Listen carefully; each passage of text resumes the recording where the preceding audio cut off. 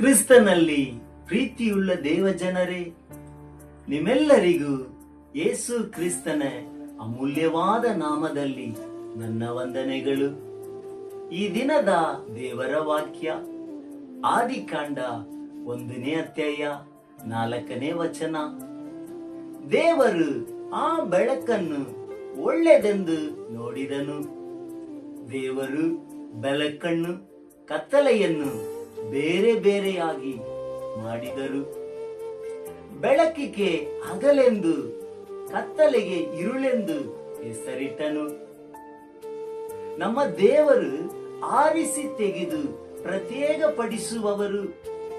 ಅವರು ಬೆಳಕನ್ನು ಉಂಟು ಮಾಡಿದ ನಂತರ ಕತ್ತಲೆಯನ್ನು ಬೆಳಕನ್ನು ಪ್ರತ್ಯೇಕಿಸಿ ಹಗಲು ಇರುಳೆಂದು ಹೆಸರಿಟ್ಟನು.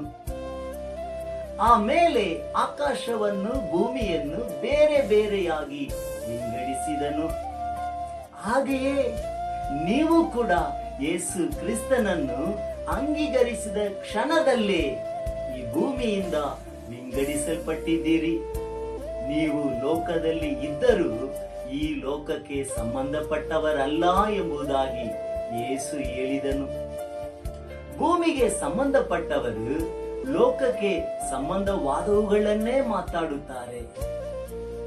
ಪರಲೋಕಕ್ಕೆ ಸಂಬಂಧಪಟ್ಟವರು ಪರಲೋಕದವುಗಳನ್ನೇ ಮಾತಾಡುತ್ತಾರೆ. ನೀವು ಪರಲೋಕ ನಿವಾಸಿಗಳು.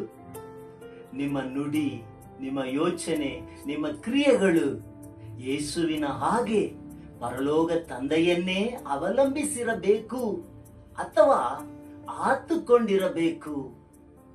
God bless you. ದೇವರು ನಿಮ್ಮನ್ನು ಆಶೀರ್ವದಿಸಲಿ. ಆಮೆನ್.